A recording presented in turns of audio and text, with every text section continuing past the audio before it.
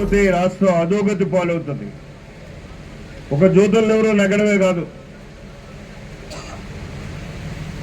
ఈ రాష్ట్రంలో ప్రతి ఎన్డీఏ అభ్యర్థి నెగ్గి తీరాల్సినటువంటి అవసరం ఉంది. ఇటు పార్లమెంట్ సభ్యులు కానీ అటు శాసనసభ్యులు కానీ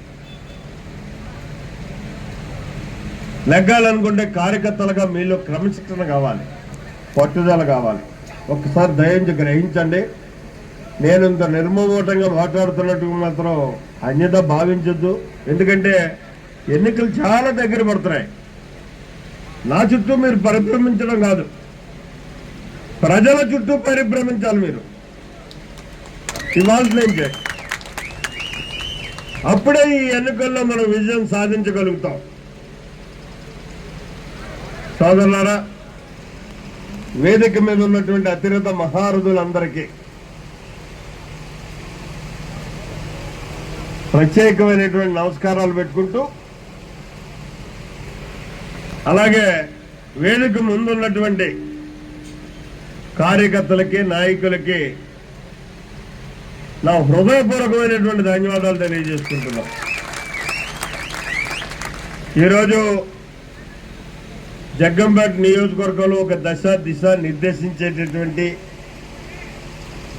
ఒక వినూత్నమైనటువంటి మార్పు రాబోతున్నటువంటి రోజు ఈరోజు. ఎందుకు నేను ఈ మాట అంటున్నానంటే, మీ అందరి యొక్క ఆశీర్వాదంతో, మీ యొక్క అభిమానంతో ఈరోజు నేను తెలుగుదేశం పార్టీ, జనసేన, బీజేపీ పార్టీల యొక్క కలయిక అభ్యర్థిగా నామినేషన్ వేసినటువంటి పరిస్థితి ఉంది. ఇవాళ నామినేషన్ వేయడం చాలా నిడారంభరంగా 5గురు వెళ్ళాం.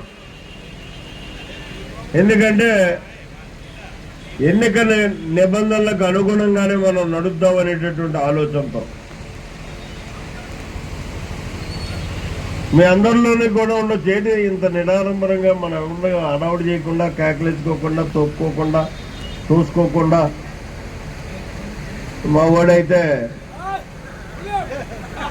కాట్రాలపల్లి నుంచి ఎక్కడి దాకా కూడా మొగ్గలేసుకుంటూ వచ్చేవాడు.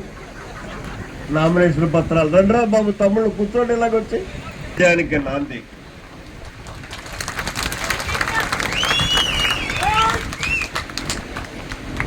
నేను